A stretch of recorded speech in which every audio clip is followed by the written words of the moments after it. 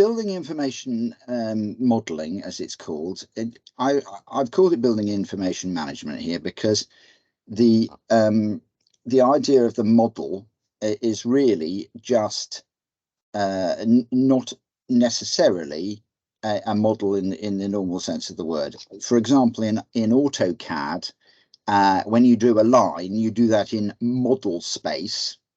And when you print it out, that becomes paper space. And since this came from the makers of AutoCAD, this building BIM name, that's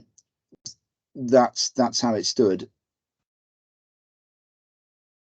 So when I'm talking about building information, if you get a Lego kit, you obviously get a load of bricks and you get a piece of paper like this.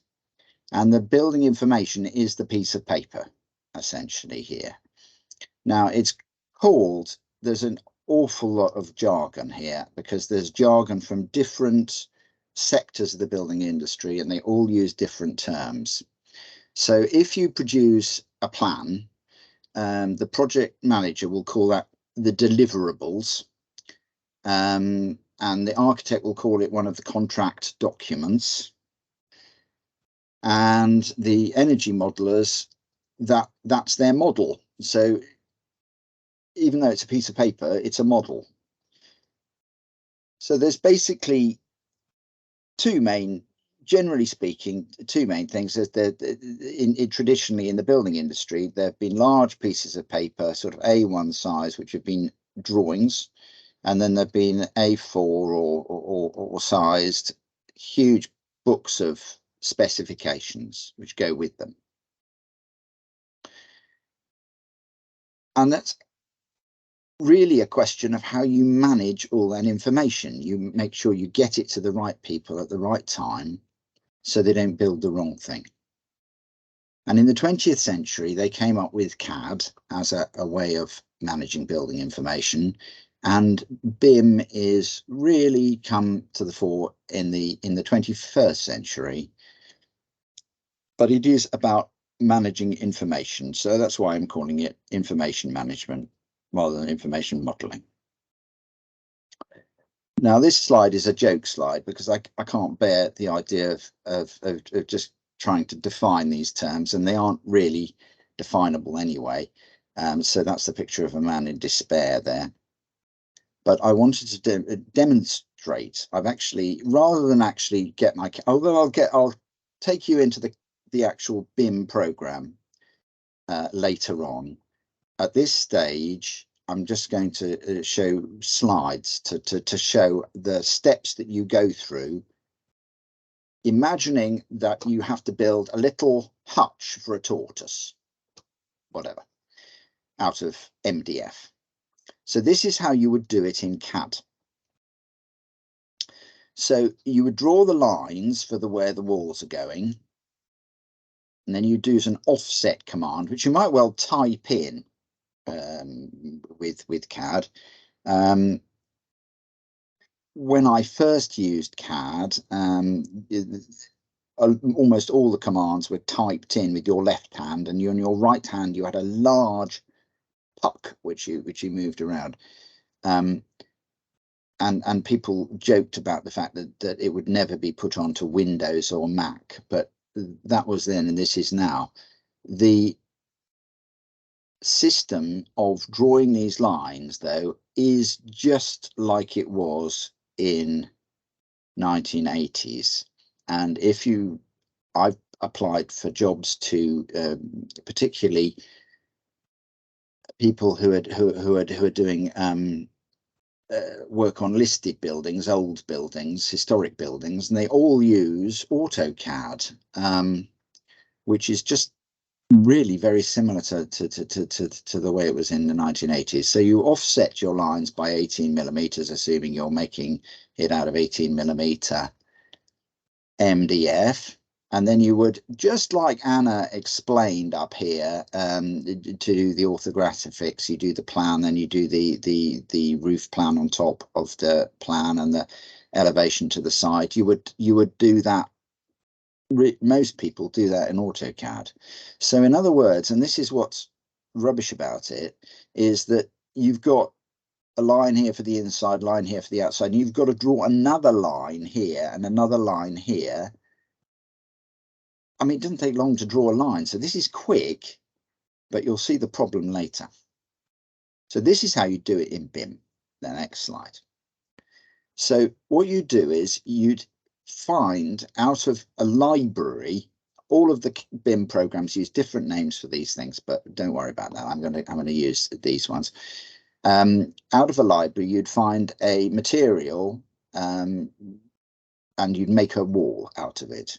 So in this case, you're making a wall. It's all a bit blurry. You're just going to have to trust me that that wall is called the tortoise hutch wall, and it's made of 18mm MDF with tar on the outside. So I've found or made a wall here.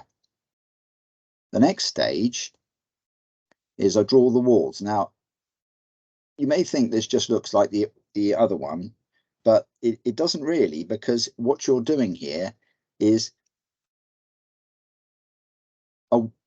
called the wall. It's always called a wall rather than just lines.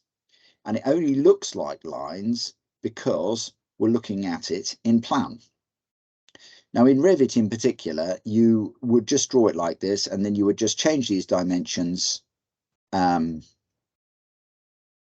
it would change. You quite often change it just by clicking on a dimension and changing it in Revit. This is actually ArchiCAD I'm using here as a matter of fact, but the principles are the same. So that's the plan.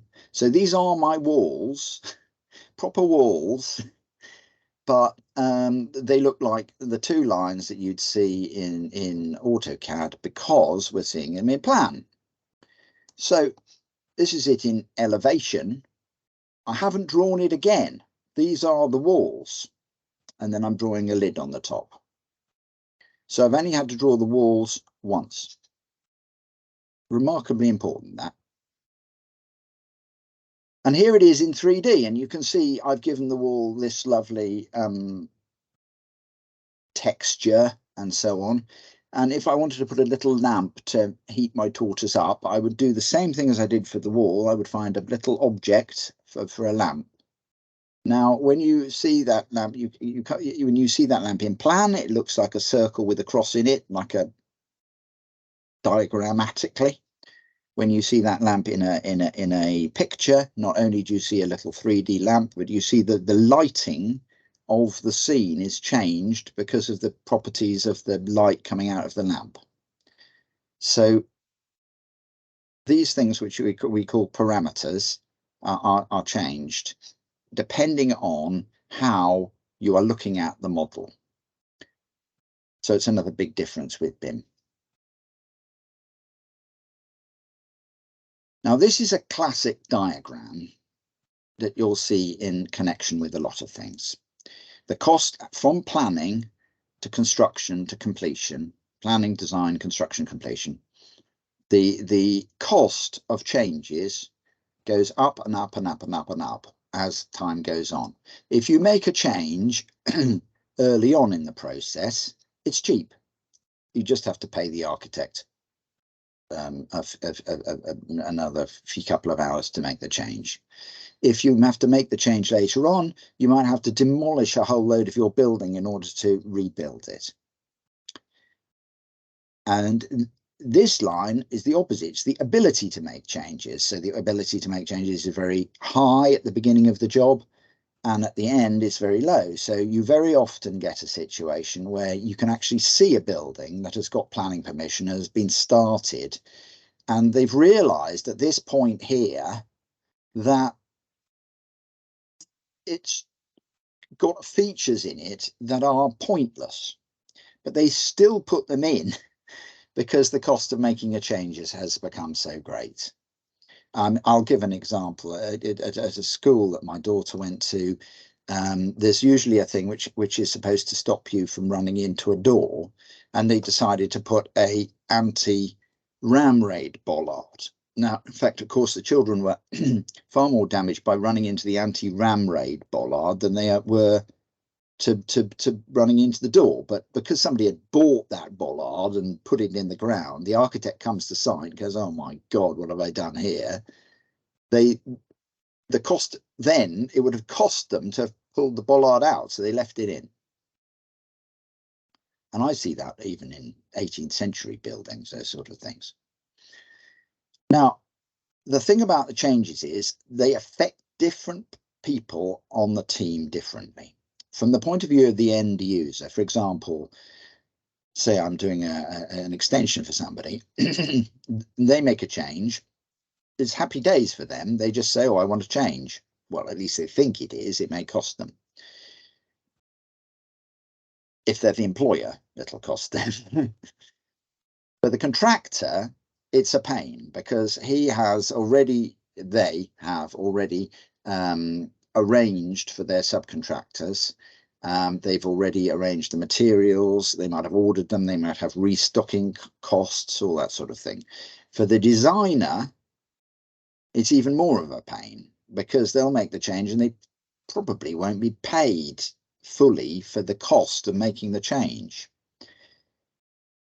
The project manager is tearing their hair out because they have a responsibility to deliver the building by a certain date, and any change has a tendency to delay the completion date.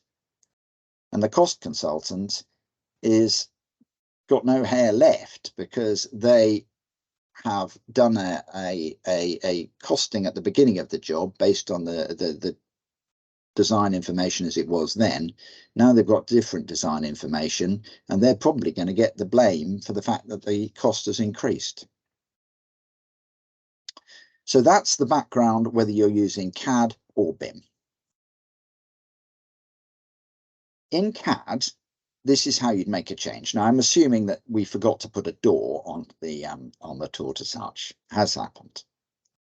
So this is how you'd add a door in CAD. You'd have to find or design your own door and add it to the elevation. Now, this is the kind of drawing that you'd draw if you're using CAD, or you would use one that had been used on a previous job or something like that.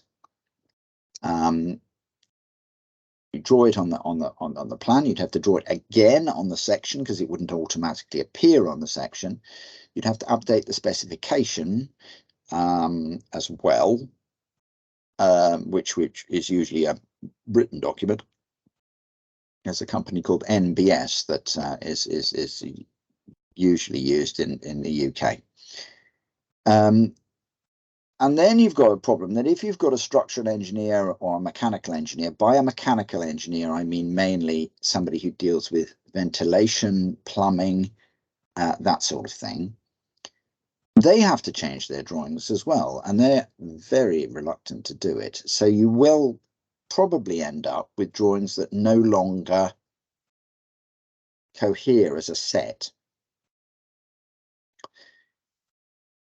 It used to be common to have a bill of quantities that was given to the contractor at the beginning of the job. The contractor generally does this themselves now, but the point is that somebody somewhere has to put an extra door onto the list of materials. Now, if you've got someone doing energy analysis, they also have to change their energy analysis because it all has a different U value to the wall and so on. And life cycle assessment, ditto. So you've got to make all of these changes in CAD, and you've got to tell all these different people to make the changes. And this is where BIM really scores over CAD. So in BIM, you would still need a door. So you designed on a door, which I've designed on a tortoise-shaped door here, and you'd add it to the model. Now it would appear in the plans, in the elevations, in the sections automatically. It is not possible to draw a building in BIM that has 3 doors in your plan and 4 doors in your elevation. It's remarkably easy to do in CAD and causes chaos, basically. So very important feature of BIM is that any change affects the whole model, and it affects anything generated from it, so that it will also, should also, affect the models that are being used by the structural engineer, the services engineer, the energy consultant, and or even 3D renderings that the client might see. Great. Here's the downside from the point of view of an architect in particular. In CAD, I've tried to put the numbers of this diagram is by somebody else, but I've put the RIBA phases here a little bit. So at this conceptual design stage, which is really the design stage where all the main decisions are made, where we were just saying that changes were cheap, changes were easy. This stage in CAD, you don't have to do all that much design. The big bulk of the design comes later when you're doing the detailed drawings and things. You know, I was showing that door, for example. At this first stage here in CAD, you would probably just draw it with 4 lines. You'd have to draw all those sections of architraves and so on at this stage here in the construction documentation stage. Whereas in BIM, you've got to do an awful lot up front. There are programs that claim to make this a little bit better, but basically that's the case. You've got to pretty much have designed the whole building by the end of stage 3. Now, problem about that is that these little orange bars are the amount that an architect would get paid for the different stages. So you can see, even in the CAD situation, you're getting paid later after you've finished. In the BIM situation, you're getting paid almost nothing at this point. You've only been paid 30% of your fee, and you've done about 80% of the work. So it's very difficult to make this stack up in a actual architect's practice, and that is something that I found to my cost. So there's a significant difference in BIM that's a benefit to the client. It's a benefit to the user. It's a particular benefit to anybody who has to adapt the building later, but we'll come to that. But it's a disadvantage specifically for the design professionals unless they can in some way change the way they're paid and so on. Now, from the next slide is another sort of a downside to BIM, and that is that its origins are a bit sinister. So here is a very this man here, you can tell from his appearance, is in the late 1970s, and he's using an early BIM program. Now, the fact is that these were mostly developed in the aerospace industry, and particularly at a French company called Dassault, who made this charmingly sold these planes to the South African Air Force. And many of the more recent developments in BIM have come from Formula One, because in order to avoid costs, there was a change made in the Formula One regulations that most of the testing is done in the computer, not on the track. The number of hours that they can actually run their cars on the track is quite limited now. They have to do these sort of designs, which are called fluid dynamics drawings. So it's the airflow over the wheels and so on.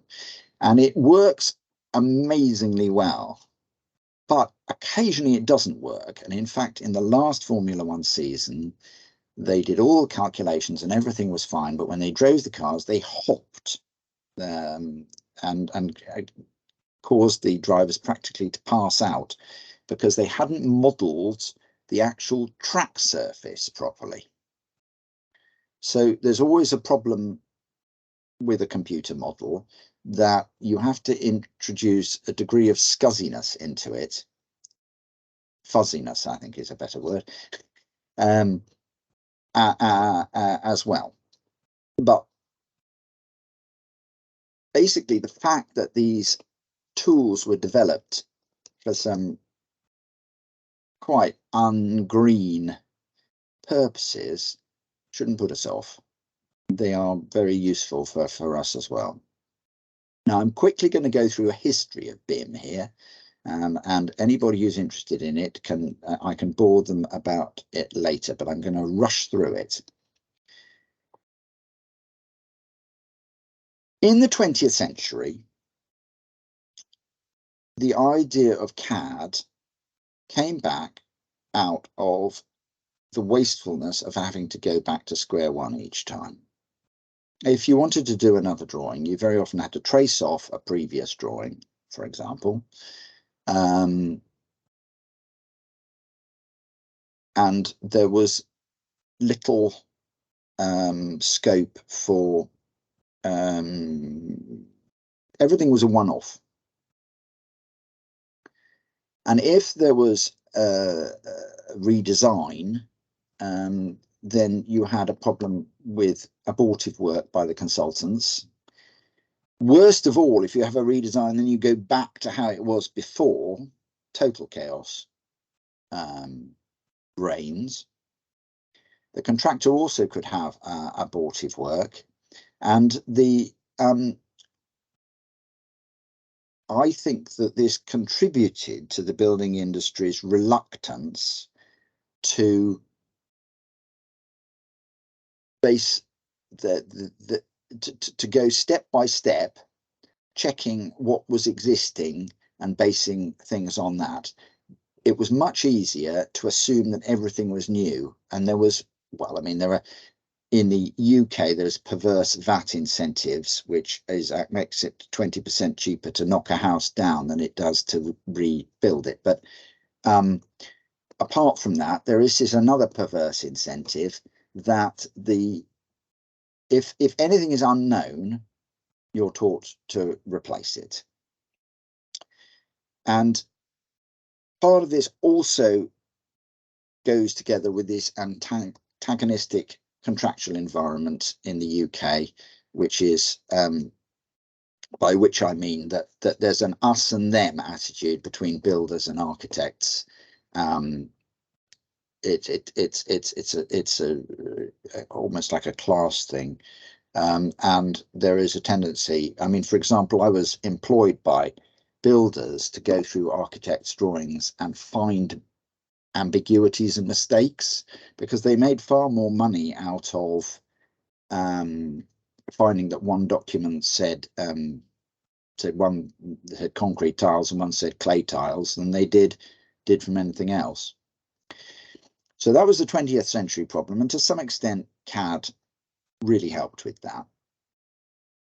And also having things like the NBS specification, where, for example, you would, instead of writing the specification on the drawing, you would just put N62, and then someone would have to read, theoretically at least, they'd read the specification, and then it couldn't, the two things couldn't contradict each other. Although I never saw a builder ever read a specification in my whole working life.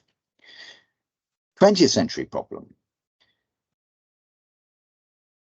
Multidisciplinary teams. Obviously, we've all got more siloed into different things. I'm talking about services engineers. Even if you get a services engineer, you'll get a different services engineer doing the drainage, to doing the heating, to doing the ventilation, so on. Proprietary technology the reason why Autodesk, the maker of AutoCAD, is still to some extent rather distrusted is because they were very proprietorial about their technology, and people bought their program because they were worried about just simply because if they wanted to produce files that anybody else could read, they all had to speak exactly the same language. There was no translators. And the other problem in the 21st century is information overload. I mean, the handover at a handover of a building, literally large plastic crates full of operation and maintenance manuals are handed over, and it's just frightening. You don't, the length of time it would probably take to find out what size washer you needed in the taps is just makes it no sense. You would easier to take the tap apart. So that was 20th century problem, postmodern condition. Now this is the 20th century, how they looked at it. This actual image is from the RAF's I can't remember the name of the system, but you know, when they're tracking German raids across the channel. So that this is HO6 is the name of the people who gave the first report of this raid, 30 plus the number of bombers, you know. So you're starting to get a way in which information is codified, and a lot of that happened actually during the war and just after. Now, when you take a photograph nowadays, it keeps information on called metadata on who took it, what camera they used, when they took it, and where. Now, this data is also used, this term metadata is also used in BIM. And I'm just going to apologize in advance, because really what they're talking about is paradata, which is parallel to the thing, rather than metadata, which is data about the data.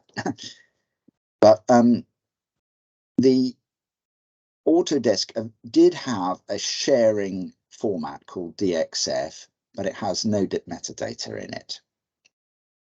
In the 20th century, they also had an effort to try to get all the information about things like cables and drains and things like that into a single system, which was, well, it betrays its name by, it's called dial before you dig. Obviously you don't dial nowadays, but you check before you dig, and then you have at least a slightly less chance of cutting through a high voltage cable with your JCB. There was also an Act of Parliament in 1992 called the Housing Grants Act, Housing Grants etc. Act, which introduced a health and safety responsibility on building sites because of the number of people who are getting killed on them, really. And at that time it was called the planning supervisor. It's now called the principal designer. So that layer was added on to things as well.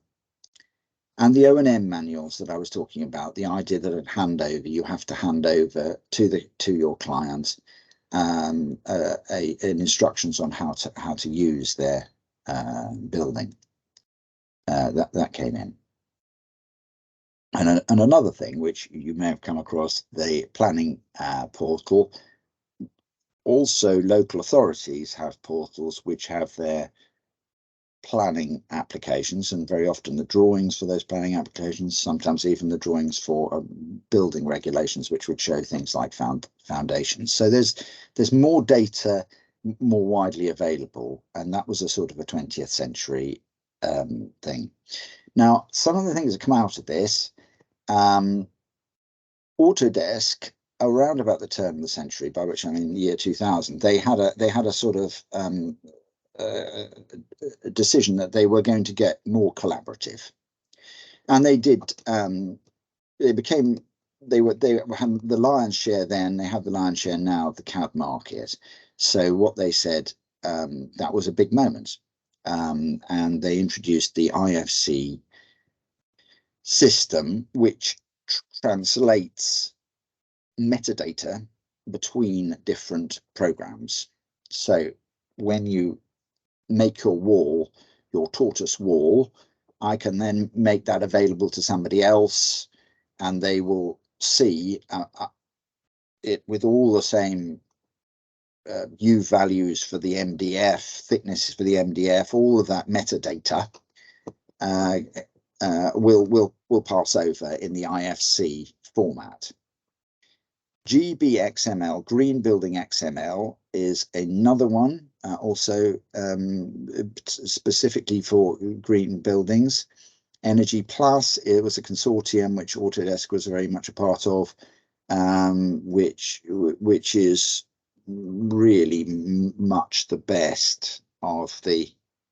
Ask Frances about it; she'll tell you what's wrong with it, but she admits that it's the best really of the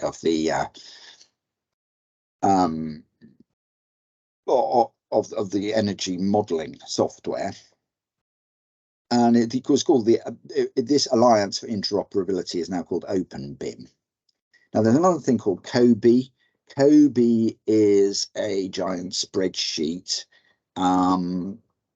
which was introduced by the US Corps of Engineers, but sits behind a lot of this stuff. But I'll be mentioning it, but it's not something you have to tangle with too much. But it does very much simplify the stage 7. We're talking about the handover, where you no longer have to produce these reams of material. The COBE can put all of the information, including, for example, web links to the different manufacturers' websites. I know the problems with that.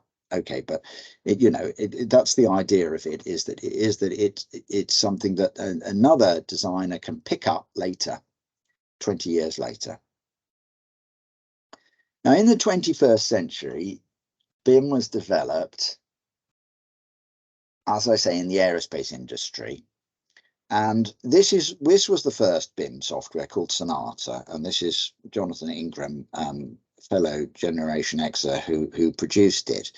And the Rod Laver Arena in Australia, Tennis Centre. I mean, you look at that looks like a modern BIM. Well, you'll see. I mean, it looks like a modern BIM, but you needed a computer the size of a whole floor of computers in order to produce that. ArchiCAD was the first one that really worked on a desktop computer. Vectorworks and Allplan, but they weren't really fully fledged BIM until the mid-90s, 1995, if I've got my head out of the way, I'm saying there. And as I say, Autodesk bought Revit in 2002 and went all in on BIM. And people felt that if Autodesk were pushing it, it must be more than a fad. I mean, there's a reasonable thing here that there is plenty of occasions in which people have bought wonderful software and company's gone bust and they've had to relearn it completely. And everyone knows that Autodesk isn't going to go bust and Revit will still be here in 20 years' time. So that's why people buy it. Yeah. But I'm just giving Mr. Ingram the credit, because Revit was actually based very, very strongly on his Sonata program, which he tried to sell to Autodesk, and they didn't buy it from him, so he sold it to someone else who immediately flipped it onto Autodesk and made vast amounts of money. So he's a bitter man, is Mr. Ingram. Now, on next slide, I'm going to explain about parametric objects, which is another key feature of BIM. And it involves a thing called the level of detail, which for some reason we don't talk about much in the UK, but it's an American thing. And the idea is that a door, you have an opening with a door leaf in it. You have an opening with a door leaf in it with a threshold and an architrave around it. And then you have a fully fledged 3D thing. This level of detail is essentially you're going from a 1 to 200 to 1 to 10. Weirdly enough, in level of detail, it goes from level of detail of 100 to a level of detail of 500 or something. It goes up anyway. It's an American thing. But the main point, as I said before, is that lamp for my tortoise looks like a lamp in 3D, but it looks like just like a lamp symbol in plan. And there are different, once you've put your door in, it will display differently in different levels of detail. Next thing I'm going to talk about is Boolean operations, just because you'll come across the word and it just sounds weird. But a Boolean operation is something like and or. So here, if you have a circle and this square, this is this one here is and, well, that here. So that's B and K, I think they're calling it. A, no, B and A. And this is,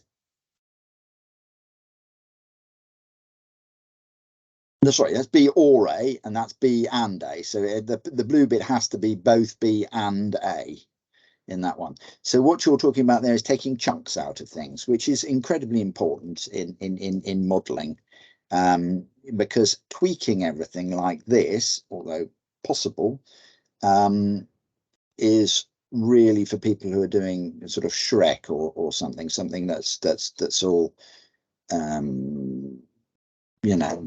plastic rather than a building. This sort of additive thing, or stretching here is the other sort of operation we're talking about.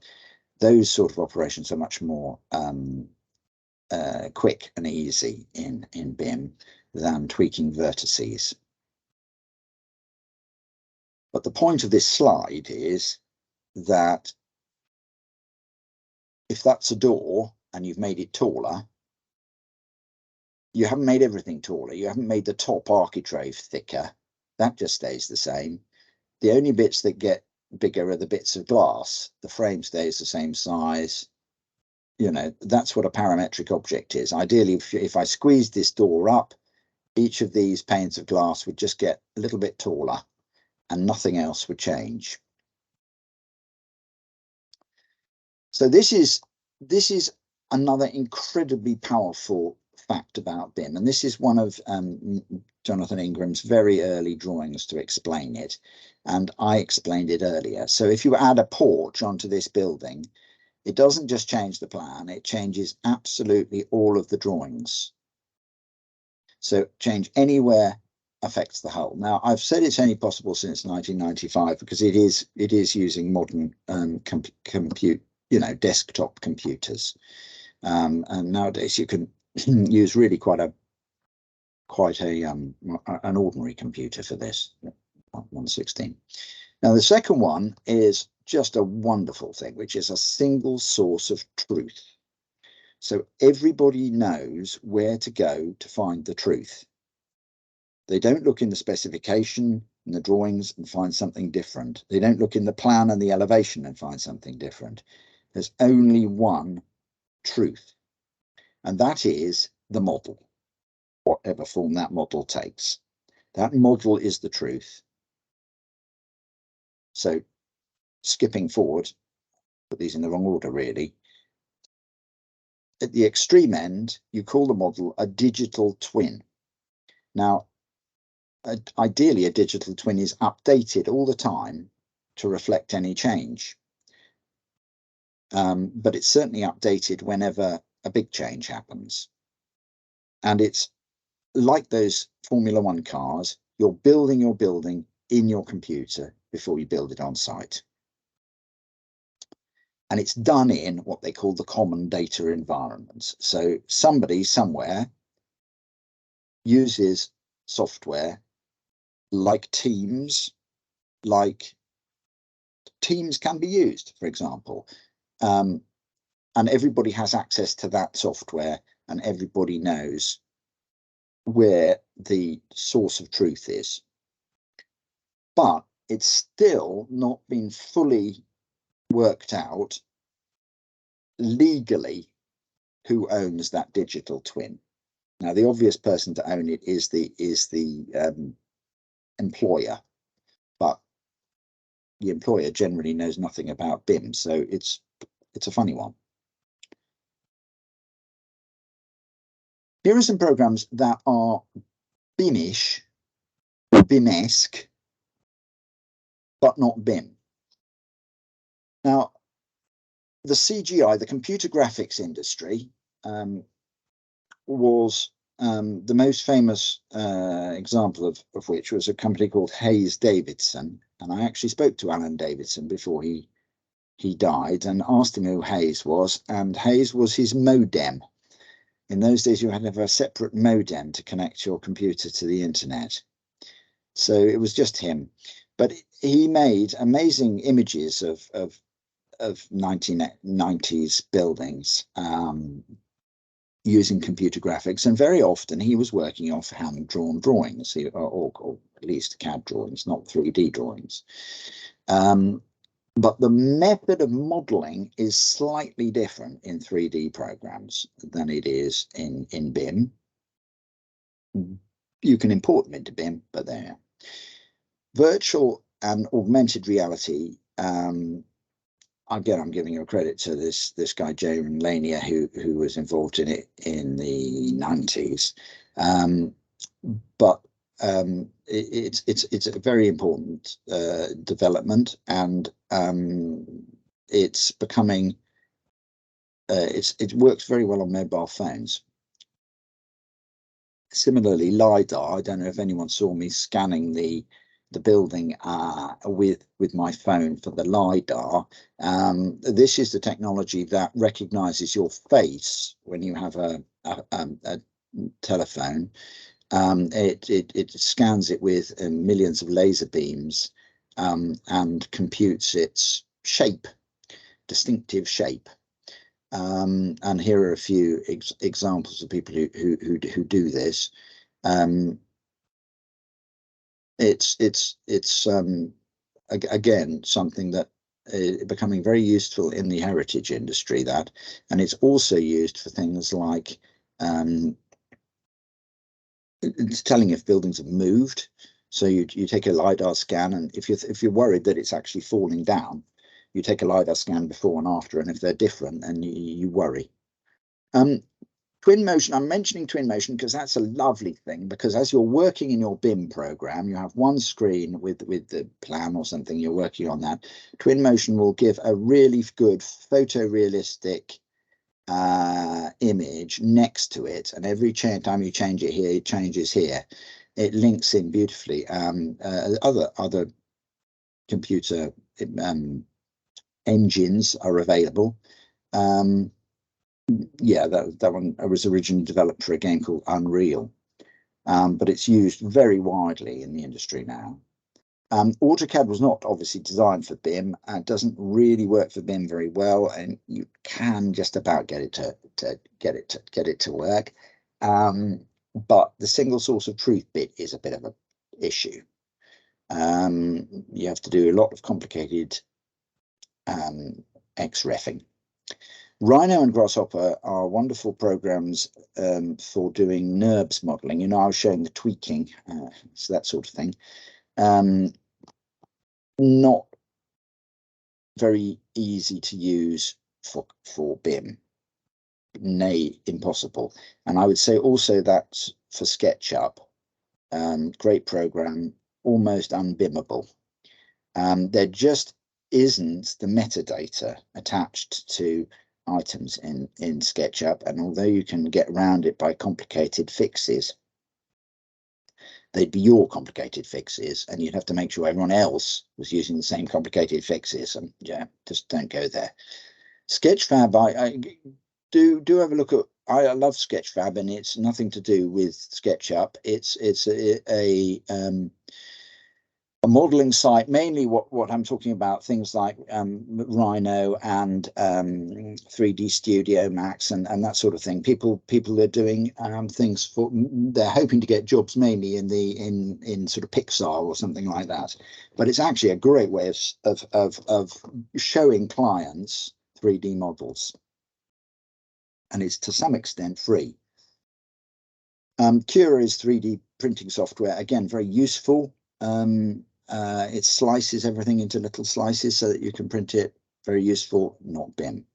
FreeCAD, amazing program. I was amazed by that. I was about to knock it down, but it really is an astonishingly powerful program. But I think the problem there is, again, that you'd have to do a little bit of work yourself to make sure it talked properly to the other members of the team. And these ones, Magic Plan, Tap Glance, Matterport, basically they're ways of showing you a house, very useful for estate agents. You know, you click on a thing and then it shows you a 360-degree panorama of that room. Right, this, if you're interested in this sort of thing, then you're a better man than me. But I wanted to give a call out for this earlier thing. This woman, Anne Kemp, really pushed the BIM agenda forward beautifully. And there was this idea of BIM level 2 and BIM level 3, and BIM level 2 is mandatory for government contracts in the UK. Yeah, I think the whole UK. BIM level 2, you don't need to have a single source of truth for it. So I think that's a real issue. But the great advantage is that you can use AutoCAD for it, so long as somebody painstakingly goes through the drawings and makes sure that they don't contradict each other. Now, this is the strange terminology, and it's all 3-letter acronyms, and I'm not going to get too deep into it, but the organizational level is basically the client. So in this case, that would be the Powys Education department. The asset level, it would be the school, mainly their I suppose their bursar and their caretakers and that sort of thing. The project level would be us, and the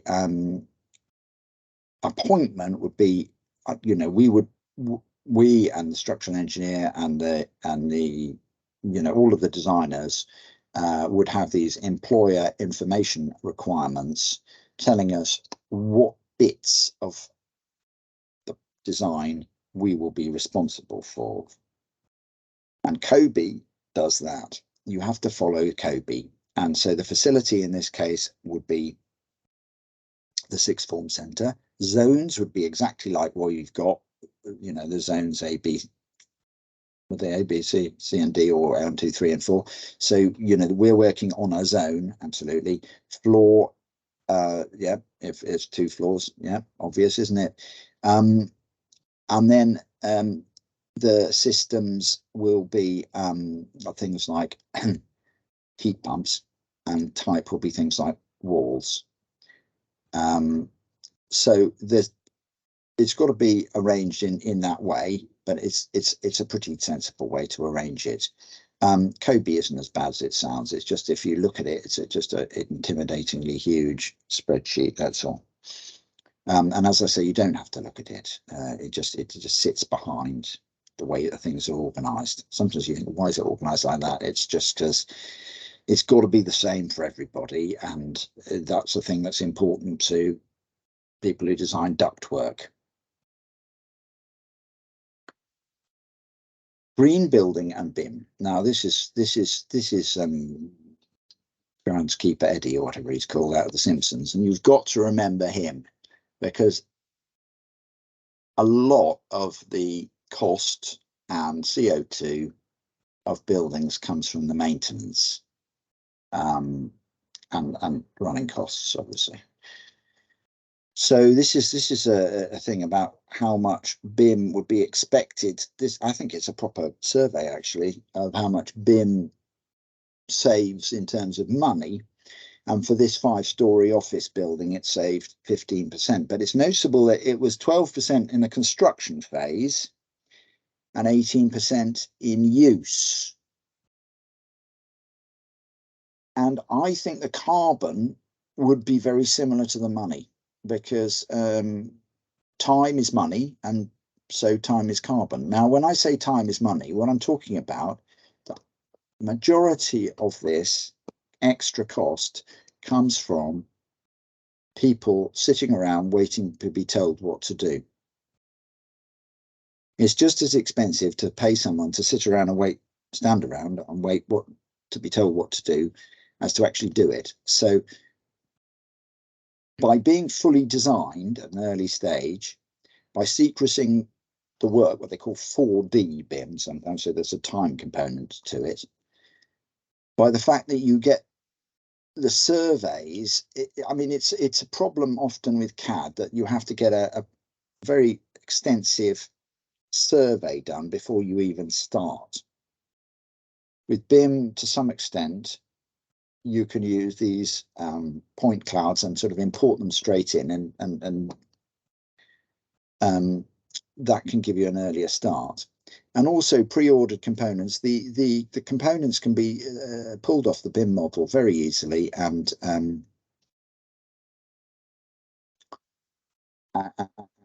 incorporated. So green building and BIM, this is the building environmental model. So somebody's got to be in the middle in the common data environment with a common model. And that is an ideal place for the energy model to sit, because all of the different consultants need to input into that common data environment. All of the different people need to input into the energy model. And also there are things like GBXML, which have been designed and perfected over the years to translate all of this metadata into the energy model, so that this federated model, instead of being a bit of a bodge like it is at CAD level 2, becomes a really fully fledged thing, which can then be passed on. When you hand over the building, you're handing over this virtual version of the building as well, so that here's an example of some software to try called ACA software. It's Italian, and you'll get a good idea. And the point is that this evolves with the design, so it can involve post design as well in later stages. Now, again, there are practical problems. This, having to take your iPad on site. This is a site hut in which the site manager has actually built a sort of beautiful timber enclosure for their, instead of keeping the drawings, they're keeping a computer with all the touchpad screen. That's an odd one. Now, at the end, if I have any time, which I probably won't, I'll talk about a job I did at Cox Green School in Bracknell, Maidenhead, sorry, where there's all of this integration of structure. These are acoustic fins. I mean, there literally wasn't enough. It was one of these buildings with an exposed slab for passive cooling. So there was that. And in particular, we had to do all of the door openings long before we knew what kind of door was going to be put in. And so it had to be built in a slightly peculiar way. So you can see here, well, you can see here, that they put in all of the structure around the door. And the windows, well, it looked even weirder before the insulation went on. These were just sort of stuck out, And so you can do things in a very peculiar order with BIM, so long as you know about it. You don't have to do things in the logical order. So I'll talk to at the end, if I've got time, as I say, I'm going to shut this down and do that. I was going to do it at this stage, but I'm just aware that it's 1:30 and I want to get to the end. Because this bit is more about the philosophy of things,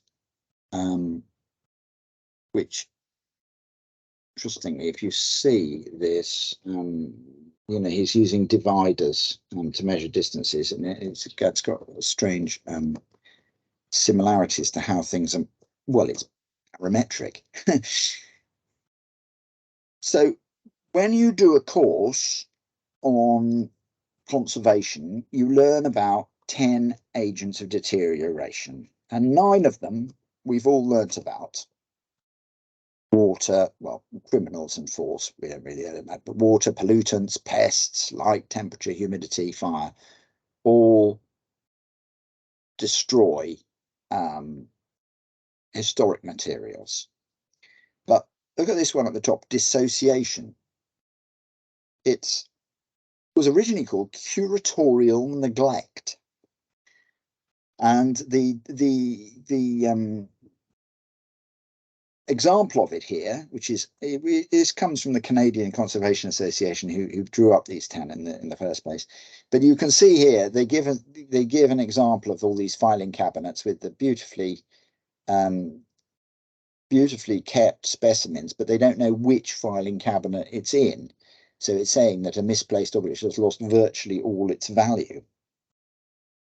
And this one is an example of how you can do that unwittingly, because the number, you have to know which way up the piece of wood is to know what the number is. So you've got to attach data, I'm going to call it metadata, to the object in order to be able to ever find it again, and for it to keep its value.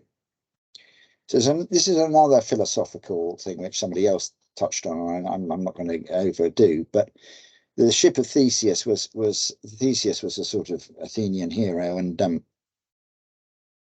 his ship was there sort of thousands of years later, but every single bit of it had been replaced over the years, as it had worn out. And was it the same ship? That was the big sort of question Aristotle or somebody was posing.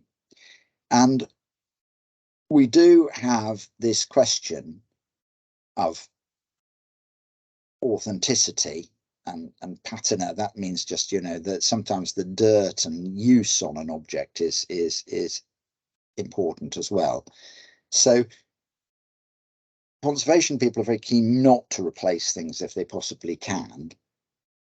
And provenance is necessary. For a picture, for example, provenance is absolutely necessary. So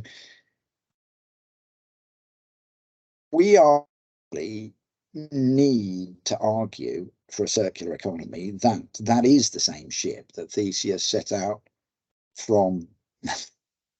And Trigger's broom is a slightly is what my boss always used to give, because Trigger, this character in Only Fools and Horses, he sitcom, British sitcom, he got an award from the council for using the same broom for 20 years, despite the fact it had had 3 new heads and 2 new handles over the course of that time. But he was getting the award for saving the council money, and he probably was saving the council money, wasn't he? So it wasn't just a joke, as he's proudly holding up a picture of himself 20 years ago with the same broom. Yeah, we have to argue that's the same broom, I think. And my final slide is, no, I've got 2 more slides about the future. This is Google Lens. Now, Google Lens used to have a thing called Google Parts, where you could take a picture of a screw and it would tell you what kind of screw it was. It was tricky. You had to put a penny next to it for scale, and it kept on getting it wrong. And it didn't make Google any money. They'd much rather you took a picture of somebody's dress and bought that dress than you bought a screw. So they don't have Google Parts anymore, but it is completely possible.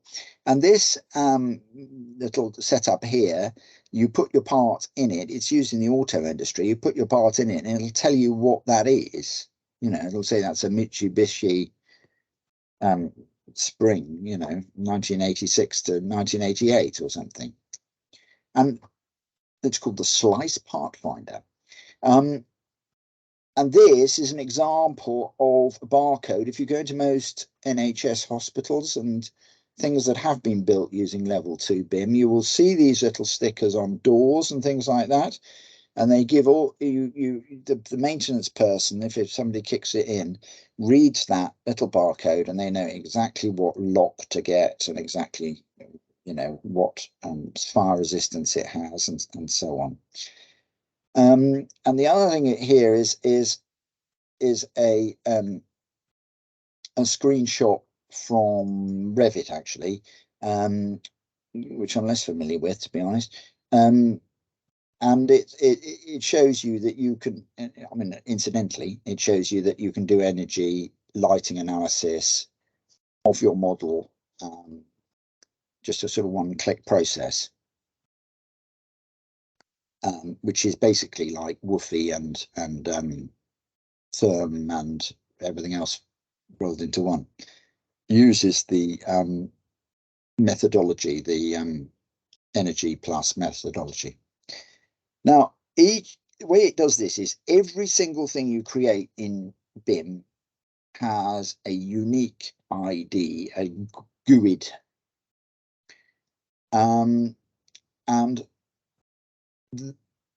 mean, it is to some extent a lie, because they are randomly generated by your computer. And it's this bit down here, which you can see here, this long number here. Well, it's a long base 36 number, and 32 base 32 number. The point is that there are 10 to the 36 possible numbers randomly generated. So although it's possible to have two the same, it's very unlikely. And for example, there are only 10 to the 22 stars. So there are several billion GUIDs for every star. It's a vast number. And the fact that you've got a number for every single thing, so literally when you create a new wall, it's given a GUID.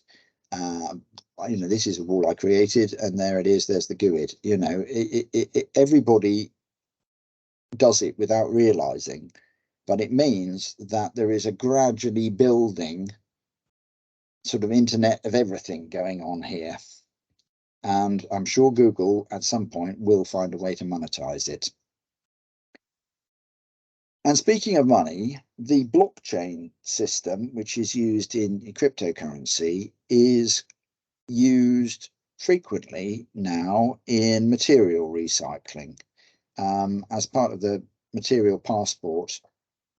Kind of all the stuff you hear about material passports doesn't mention this, because practice has sort of overlapped